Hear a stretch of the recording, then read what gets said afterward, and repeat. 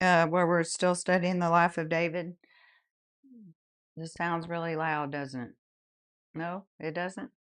Wow. Okay. It sounds really weird up here. Okay. So thank you for Pastor Jeff for filling in for me last week. I felt like I myself needed a great reset. And today is our great reset here at the church that we'll be talking more about. But sometimes we need to just step back and pray and examine things, like Barbara just said. And that's what we're going to be doing this morning in church. We're going to have a great reset, and we're going to examine ourselves. And I just prayed in the bathroom. I said, Lord, I know that I come across harsh. I know that. You know what? Life has made me that way. I've been through a lot. I've been through a lot in church. I've been hurt a lot. And as we were sitting there talking, I was thinking about, when you get into ministry, Tim, it's not just you who gets into ministry. Your whole family gets into ministry, and your whole family gets hurt along the way. I can't tell you how many times my family has been hurt.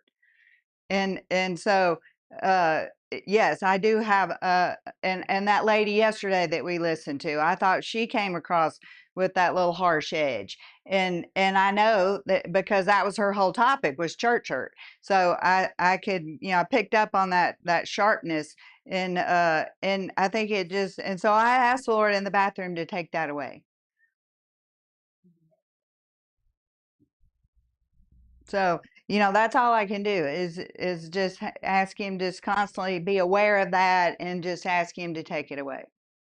And then just let him heal. And it's not that I'm, like walking in bitterness or anything. I'm not. It's just, I don't know. It's just life takes its toll on you, and it just kind of molds you and makes you, and maybe into what I don't want to be, you know?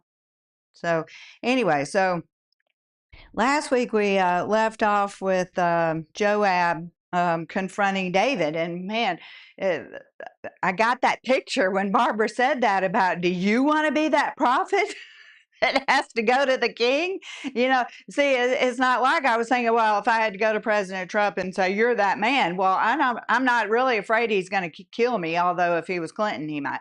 But that's a scary thing, to go to the king, because a king can kill you. The king can kill you because I don't like you.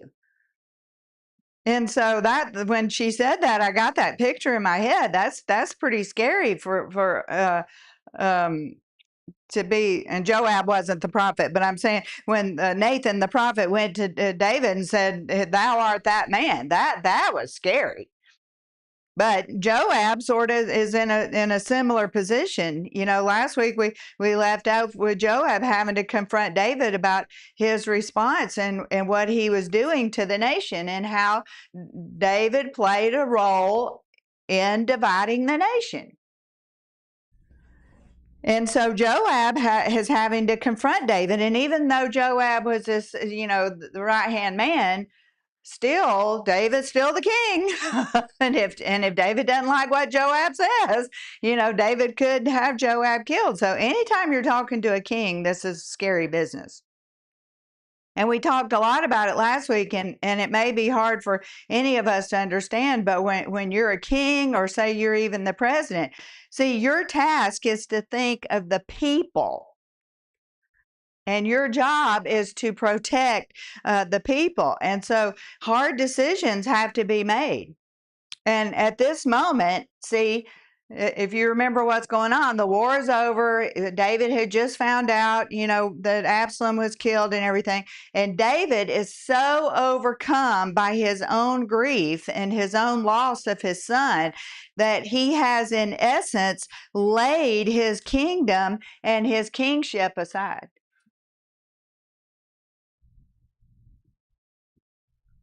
And I understand this. And it reminds me, of a parent who has, lost a child, and yet they have other children. And oftentimes what they do is they get so overcome by their grief of the one child lost, that they forget that they have other children. Now, praise God, I've never had to go through that, but I have watched people who have. And they get into such a bad state and such a depression that their other children suffer. Can I give Yeah. testimony about Yes. that? Church still makes me kind of emotional, but her son was had mental disorders, so he was in an institution, but he hung himself, and it just devastated these parents. I mean, they just couldn't function. You could see them just barely coming to church, barely holding it together, and her husband said he got a word and he felt good about where his son was at and that he was in heaven and all that. But his mama, she said, God's just not speaking to me. I remember the Lord led me to go down and pray for her. And, you know what they're going through, right? And so I'm just praying and I don't know what to say to her. And then the Lord, I knew it was just his spirit that came up in me because I was not going to say this. But her daughter and her grandchildren were sitting on the pew over there, and the Lord pointed me towards them. And I said, you got to do it for them.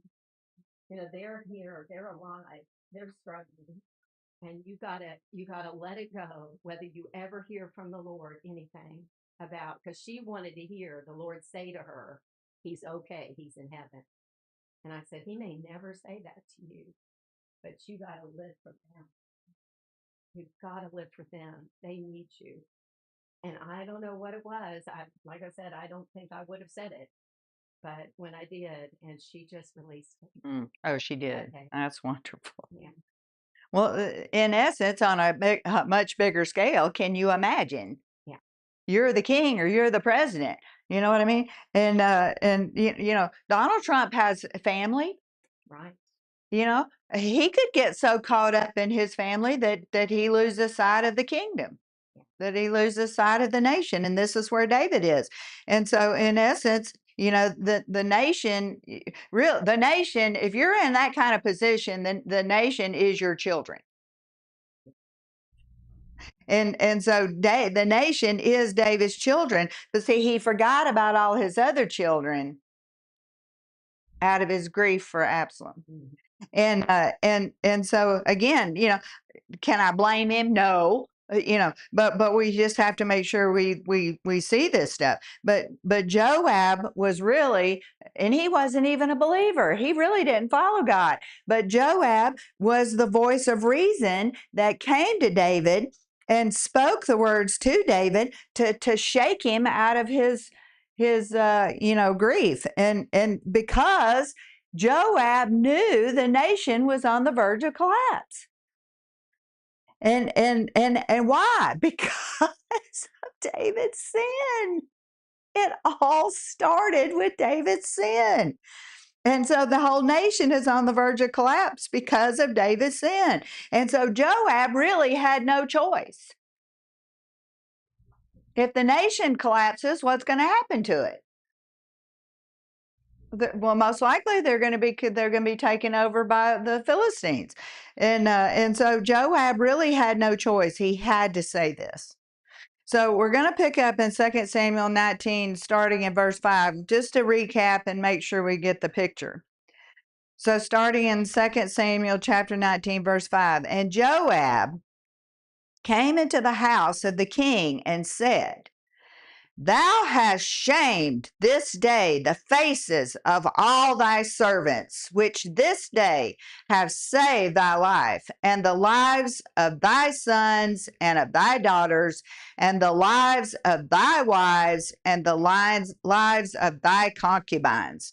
So he's saying, these people, these men that fought for you, they saved you, David.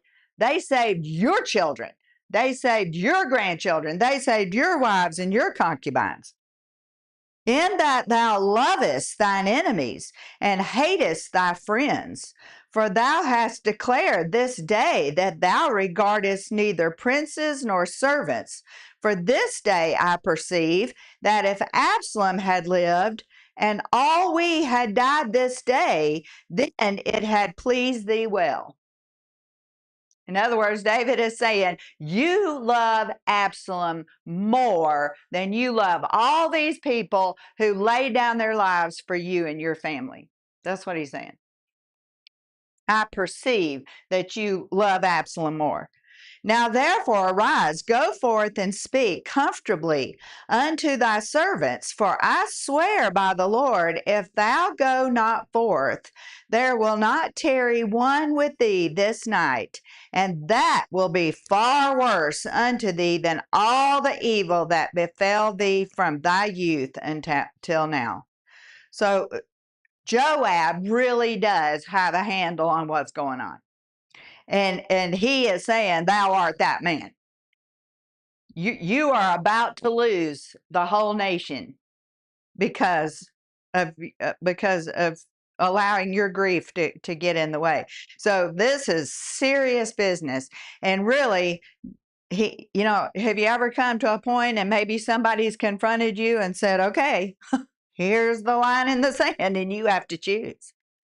And that's what he's doing. And so David's got to decide. From this point forward, David's got to decide how he's going to handle his life, how he's going to make decisions, what he's really going to do going forward, and whether he's going to continue to be the king or he's going to just lay down and die. And I know we all have those moments. We have to decide, are we going to go on with the Lord or are we not? Are we going to make some tough decisions and go on and live, or are we going to just crumble and die? So this is a very serious situation, and it's actually a very dire situation because the whole nation of Israel and the land that God set apart for himself is at stake. So 2 Samuel 19:8. Then the king arose and sat in the gate, and they told unto all the people, saying, Behold, the king doth sit in the gate. And all the people came before the king, for Israel had fled every man to his tent. So this is one of those verses that takes us thinking through it. And putting some imagination into it because we quickly read it and then we just miss the whole point of the thing. Okay, so this was a deciding point in David's life, and his obedience to the Lord and to the nation is critically at stake. So what he does is Joab shakes him awake, if you will, makes him see it a different way. Listen, how many of us, vain imaginations, right? We all have them. I mean, we just do. And we think we know how it is, and we think we know what somebody else is thinking. And, we think, we just think, and then all of a sudden, you hear from somebody else, and, well, they don't see it that way at all. Well, you were convinced that they saw it a certain way, but you were dead wrong. It's just, that's why there's always two sides to every story, and we really need to make sure we get both sides. And so David is shaken awake. He's like, oh my gosh, I'm sure he didn't see it that way. No.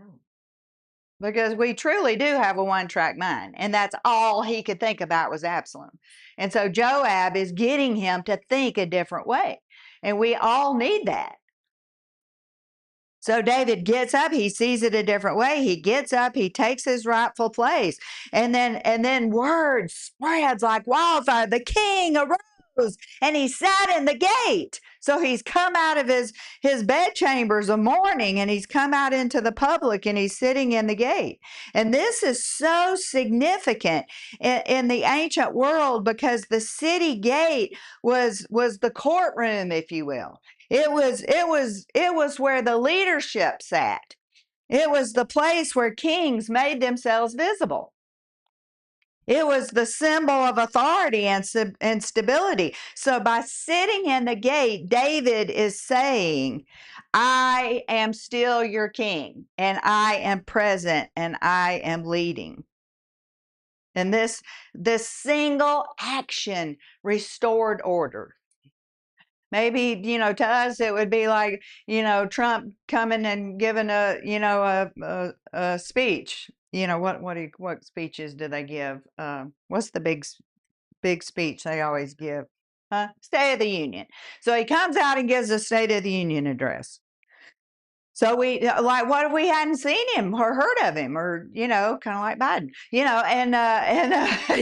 and then we don't even know that he's in office because we don't see anything about him, right? And then all of a sudden he comes out and gives a State of the Union address. And remember how for years David had not done that. And remember how he wasn't coming out to the gate. And remember how Absalom for years was coming to the gate every day. And that's how he won the people over. And that's how he got people on his side to come out and fight for him, because he was in the gate.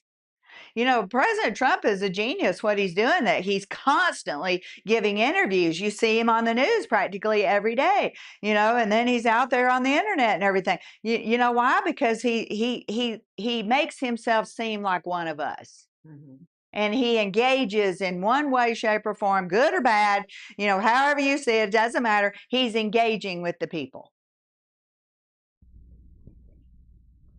So where Absalom was doing that, Absalom was like a Trump, and he was out there politicking. He was telling lies. He was getting people to cast their proverbial vote for him. And David, on the other hand, he was essentially hiding out in his basement.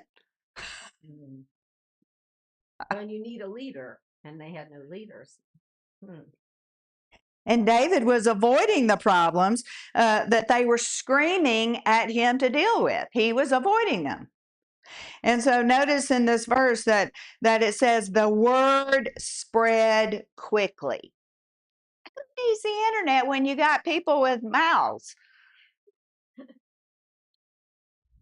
I mean, think about it. In the olden days, how long it'd take you to get news, but guess what? You got it. It may take a while to reach you, but you got it. And so the moment David positions himself publicly, man, that message traveled like wildfire. The king is back. The king is back. The king is back in his place. He's in the city gate. And this is important for us to understand, because the army had just returned.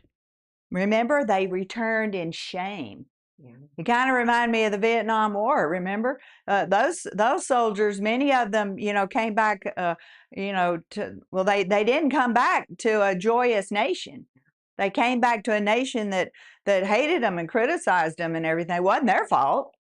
I think people were, as I recall, when they came to the airport, people were spitting on them. Oh, isn't that horrible? Isn't that horrible? It was horrible. You know what? They just did what they had to do. Yeah. I mean, what are you going to do if you're drafted? If you don't fight, then, you'll be sent to Leavenworth. Yeah, it was horrible. I mean, they had no choice.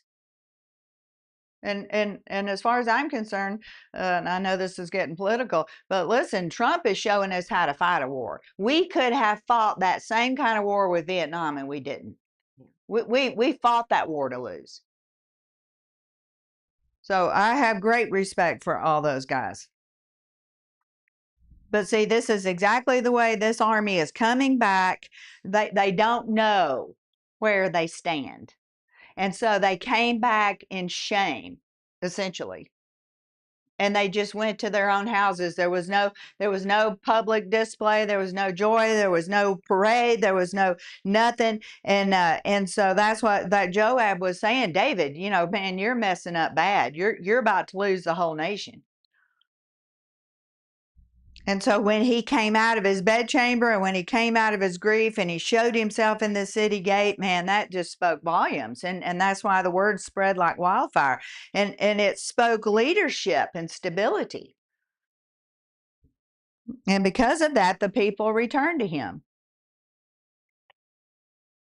And I did never fight a war. I was, there was, small skirmishes going on when we were in, but there was no big war when we were in.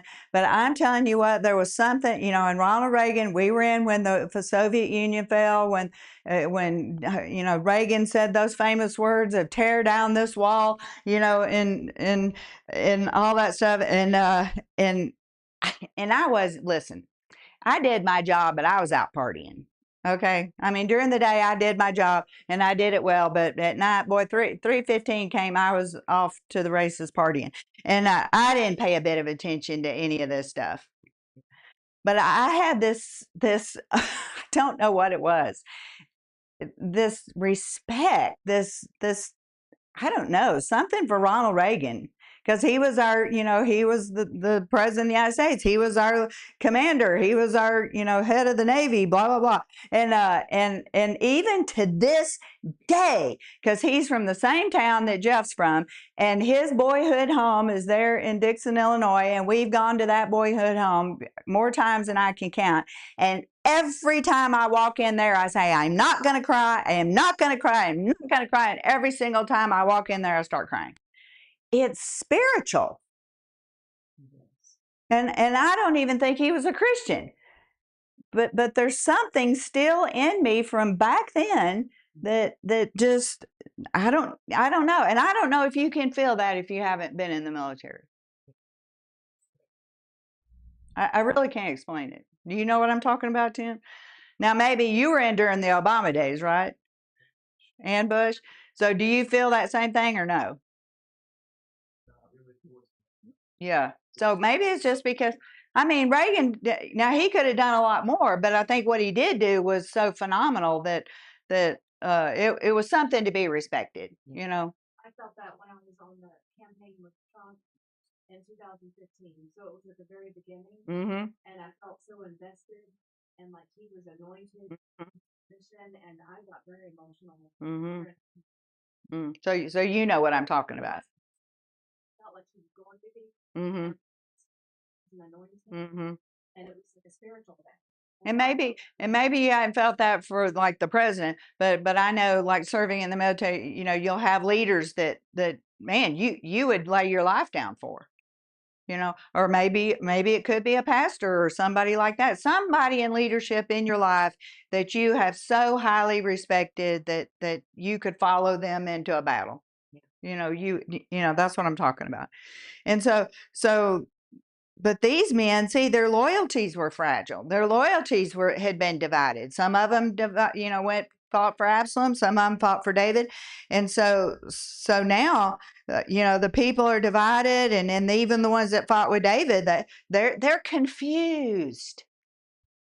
They're confused by the fact that he didn't come out and rejoice that they won the battle. That he went and hid in his bedchamber.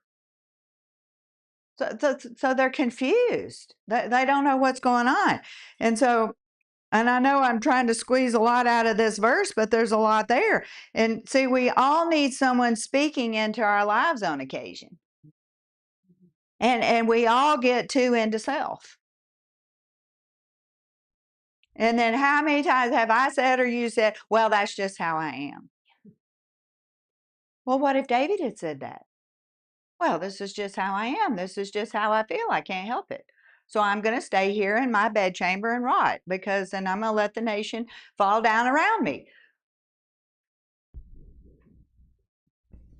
See, we all need someone who's going to help us face reality and stop hiding behind ourselves and behind our emotions.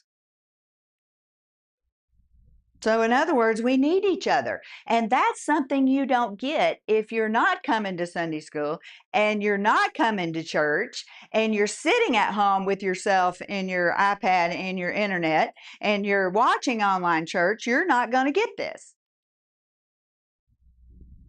And when you're having a bad day and you need somebody to come alongside you and pick you up, you're not going to get that sitting in your recliner. Or you need a jerk, not jerked in your tail. You're not going to get that because there ain't going to be anybody around to do it. So we need each other. And listen, I know just being around believers does something to you. They don't even have to say anything to you, and it just challenges you. It just challenges you, or it should challenge you to live better than you are. And so here we see David just so consumed with self. And again, I'm not criticizing him. I feel for him. But as a king, he needed to pull himself together and go on. And I don't think he could have done that without Joab. Had Joab not done that. So how many times have you felt led to go to somebody and say something and you didn't do it? But see, this is how God works. He uses each other. He uses each of us to speak into somebody else's life. And so and listen, listen to the harshness. Joab was harsh. Do you think he would have listened if he hadn't have been harsh? Oh, David, you poor thing. You think that would have shaken him up? No. And he would have come out of his bedchambers and become the king if Joab had acted like that? No. Joab had to be harsh. Joab had to jerk a knot in his tail. So now we're seeing this. Now we're seeing an emotional reversal, right, happening because of what Joab did. So in verse 7, Joab warned David that the people are going to abandon you.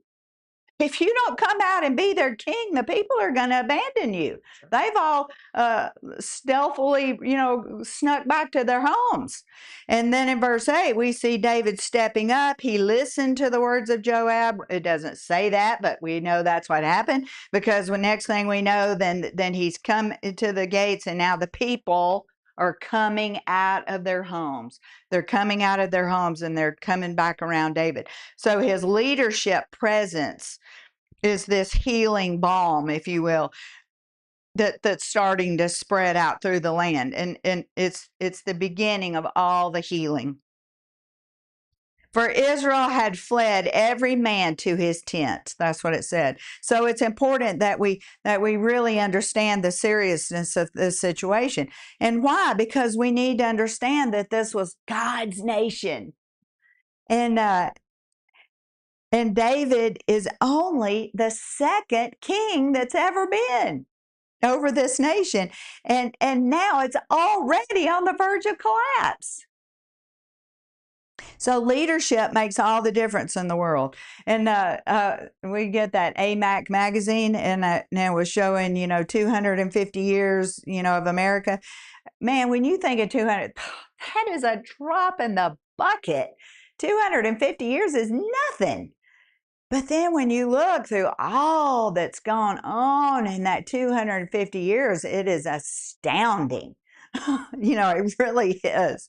And so when you think of this little tiny nation that's only on their second king, that's hardly been a nation any time at all. I mean, really, it's astounding, already what they've been through. So David's sitting in the gate. He becomes the first. This becomes the first stabilizing moment after the chaos of Absalom's rebellion. This is the first little tiny sense of peace and victory that they've had since this whole thing started. And it's the moment the kingdom starts to knit itself back together. It's they hit the reset button. And we need to learn from this. And what are we to learn? Well, this verse shows a truth that every leader, every parent, every pastor, every mentor eventually faces. And sometimes your presence is more powerful than your words. See, I don't see that David has said anything. He just showed up. And David, I don't see David, giving a speech. I don't see him issuing any decrees. I don't see him explaining himself. He just showed up. And that was enough to pull the people back together. That's a powerful picture. I was just thinking of Vietnam, and I was younger, and I just remember seeing the videos, but I just thought probably nobody stood up for those men that came home and said, no, we can't treat them like this. I think they let it all happen, and then you've got your suicide rate and people hurt for the rest of their life, because then they find out really from people around them that they fought a war that they couldn't win, right? And so they see it as a weight, and they weren't meant to win it, right? But yet nobody, I think now people have stepped in and tried to make it right, but it took too long. And I'm reading a book right now. Gosh, I never can remember what the anyway, it's on transgender girls. And it's really making a strong case. When Jesus said we are sheep, I mean, sheep are dumb, dumb. They're like the dumbest animal on the face of the earth. Okay. and and I'm telling you, we just go with the flow. If the culture says this, if the culture does that, all we heard during COVID was, science, science, science. But see, then the transgender stuff, and they said it started with multiple personality disorder. Well, and homosexual. See, all that stuff used to be a mental illness. Well, now see, then they say, well, no, it's not. They're getting away from science. You know what I'm saying? And so, like male and female, well, it's not biological anymore. It's not science, And I know I'm not explaining it well, but how can you explain something like that? I mean, because the Bible says they will call evil good and good evil, and so, but basically, and I was thinking about this. Okay, when I was a teenager, listen, it ain't no fun being a teenager. I don't know how to make teenagers any better. Do you? Does anybody have any ideas how to make teenage life better? It just sucks. I'm sorry. That's just the bottom line. It's awful. Okay, I wouldn't go back there if you paid me $1 million. Wouldn't go back to being a teenager. But anyway, and I was thinking, you know, okay, what if that had been a thing back then? Because I was very aware that I was treated different. Okay. And I felt very abused by men very early on. Okay. And I bet you I could have gone down that route of being transgender just because my attitude, I adopted an attitude, well, I'm going to hurt them the way they hurt me. So how much better if I had had the opportunity to be one of them so that they can't hurt me anymore. See, that's what culture does. And the world lies to us. And the world is going to lie to us until we take our last breath. And you literally have to be a fish swimming upstream, away from the crowd, or you're not going to make it. Because the world lies to you, and the world tells you things that are not true, and the world tells you that men can have babies. And they want you to believe that. And they want you to believe that you were born in the wrong body. See, see, this is just, it's going to be something next, because it always is, just the devil's just always constantly giving us another lie that the culture embraces.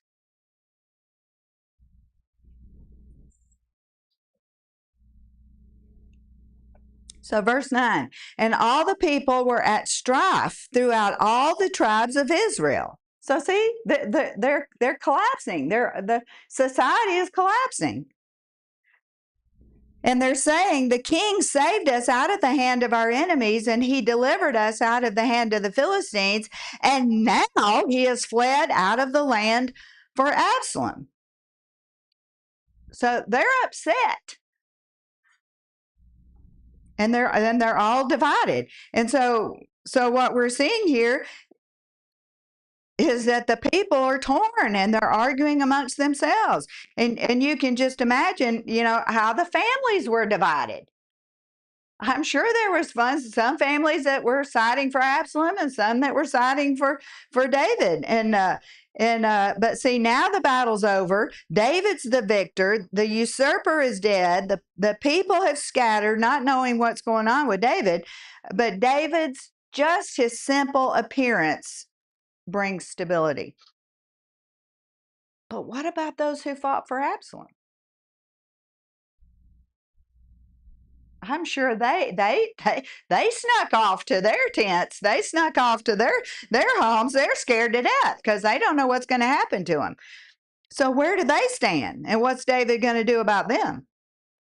And this verse was pointing this division out. It was showing us that the entire nation is arguing with itself about what to do next. And this is always the fallout of civil war, that loyalties are split and emotions are high and nobody knows what the right next step is. And do you realize that most of Israel supported Absalom? So many tribes once had been loyal to David. They've switched sides and they followed Absalom during this rebellion. And now that he's dead, well, they're scared, they're embarrassed, they're confused, they're unsure of what David's going to do to them. And even Judah, David's own tribe, David was from the tribe of Judah, even his own tribe is silent. And Judah has not made a move to bring David back yet, which we're going to see in a minute, which creates even more tension. And so Israel is asking, why aren't you doing anything? He's your king, because the kingdom is fractured. And I think possibly this is always the moment between war and restoration. And when the dust is settling, but the nation hasn't quite healed yet. And this is the verse that shows the people want David back. Remember that, because it says when he came out into the gate, all the tongues started wagging, and everybody, and the people started coming out of their homes. But see, they especially the ones that fought with Absalom, they didn't know how to approach him yet. And think about it. Okay, you fought for the wrong side, so now maybe you're wrestling with guilt, maybe fear, political uncertainty, tribal rivalry, shame for supporting Absalom, possibly, confusion about the future for sure. And so really what we're seeing is this nation trying to figure out how to return to the king that the majority of them had rejected. And boy, does that remind me of the soul torment that you feel when you're in a backslidden state. That's what it reminded me of. Have you ever backslid? You are in no man's land. And no man's land is that area in World War II where they did trench warfare and everybody's in their own trenches. And if you came out of your trench and you got into that flat land up here, you are fodder for the enemy. And that was called no man's land. Oh, I'm sorry. That's what I had in my mind, but I said the wrong thing. When you're backslidden, you're in no man's land. And that was one of those things I remember as a teenager. My gosh, I hated that time. All my Christian friends were too goody two shoes. I mean, they were boring as boring could get. I mean, they just were. They were boring people. So I was bored with them, right? And then I tried to go be friends with the sinners, right? And they're too off the wall sinner. They're the music they listen. I mean, I didn't have a bit of thing in common with them, but the Christians are too boring. So I'm out there in no man's land. I couldn't find anybody that I could identify with. And when you're in that backslidden state, you can't fit in with the Christians, and you know too much to fit in with the sinners, so you're just in no man's land. It's a terrible place to be.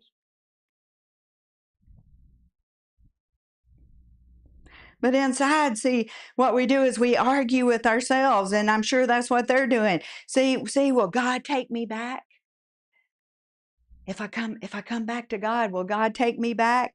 And if you don't know the word of God, see, you don't know what you don't know. And so you may think that God won't take you back. And so maybe you're hesitant to come back. I remember those days. Makes me think of Peter when he denied Jesus 3 times. Was he thinking, is he going to take me back? Am I going to have a position? And like Jeff was saying this morning to me in the truck, that if Judas if he had just repented, if he had just come and told Jesus he was sorry, and that Jesus would have taken him back. But see, some people don't know that, because they haven't been in church long enough. They don't know the true word of God, and so you just don't know. You're just in that no man's land.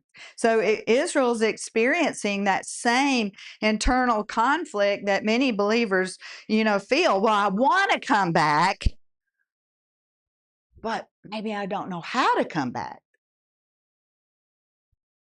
I mean, what do you do? I fought against you, David, but I want to come back. Well, Lord, I want to come back, but I've sinned against you. I think that's what addicts struggle with. Falling, getting up, falling, getting up, falling, and then they eventually, I think they determine in their head, he doesn't want me. He doesn't want me. I think you're absolutely right. And see, what I've learned over the years is that he is always for you, and he is never against you. He's just wanting you to come and say, Lord, I can't do this by myself. I can't overcome this by myself. I can't live this by myself. If you don't do it for me, I can't do it. That's what he's waiting on. So, verse 10, and Absalom, whom we anointed over us, is dead in battle. Now, therefore, why speak ye not a word of bringing the king back? All right, so this is a question, and this verse, again, captures the national conversation that was happening after Absalom's death. So, it's basically what's being said around the water cooler. The people are basically saying, well, David saved us before. Absalom is gone, so why haven't we brought back David, or why haven't we brought David back as a king yet? See, because really he hasn't been set back up as king. He hasn't come out and declared himself king again. Okay, remember he was hiding in his basement. Now he's come out to the gate, but he still hasn't proclaimed himself as king again, or they haven't proclaimed him. So really, it's a moment of conviction. It's a moment of realization. And it's a moment of hesitation all at once. See, Israel admits David was the rightful king, even though they sided against him. So you got all these emotions, involved. Could they have gotten so emotionally involved with Absalom that they simply let good reason take a back seat? And we know that Absalom was sitting in the gate. He was politicking. He was wooing them to his side. So see, their emotions are all out of whack. So when they said, David delivered us from our enemies, and then they said, Absalom, whom we followed, is dead, what they're saying is we made a mistake. So now the nation is waking up to the reality that they backed the wrong leader. Boy, haven't we been there before? And I think that in all the uncertainty, the people, they just don't know what to do. And they feel that awkwardness of returning to David. Think about it, backslider. That is the most awkward position. You just don't know what to do. You want to come back, but you don't know how to come back. They feel awkward returning to David. And then they feel awkward because of his grief, and they weren't sure what was even going on. They weren't even sure what to do. And so they've got this guilt mixed with uncertainty. And so the nation is waiting for someone to lead them to reconciliation. So listen, we need to be that Joab. We need to be that person that helps our fellow man, right? That's what the church is about. We're here to help each other when we fall down. We all fall. And when you do, we need to be there for each other, not to step on your head and keep you down, but to give you that hand up.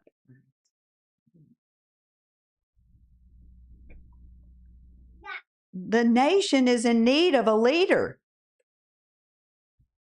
And in our women's growth group, we talk a lot about the 3 types of men that the Pearls came up with: command man, steady man, and visionary man. And every man living does fall somewhere in those 3 categories. They're a mixture. Most men are a mixture of those 3 types of men, but one is always prominent. And it was pointed out to me that this was not God's perfect plan. And I agree with that none of these three types alone make up a good man. How dare you? But see, a perfect combination of the three does make up a good man, the perfect man.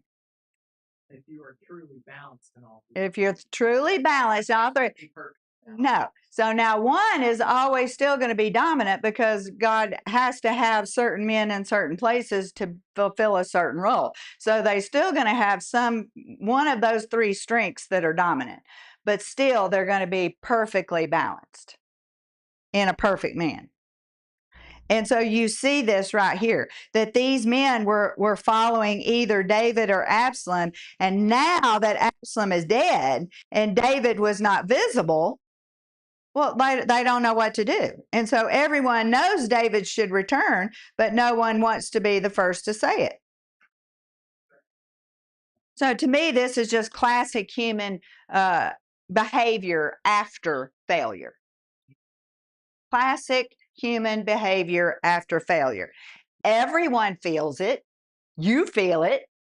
You know it. Everyone feels it. Everyone knows it. Everyone knows the right move, but everyone waits for somebody else to initiate it. See, that's where that command man comes in. Mm-hmm. A steady man's not going to do it. A steady man's not going to do it, but a command man will. A command man's going to step out of the crowd and say, okay, I know what to do and I'm going to do it. You come follow me. So that was Joab. That was Joab. And so they needed a godly command man to take charge here. But see, nobody was stepping up. Now, Joab did do it to David. So we see this in the Bible, and many times God had to use, sorry guys, he had to use a woman because no man would step up. The men were falling short.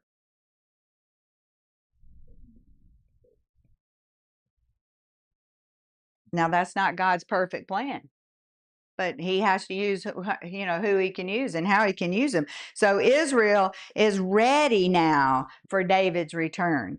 Just somebody's got to step up, right? And but they see what they and again, this is a precarious situation with a king, a little bit different than a president, right? And so they don't know how to approach him.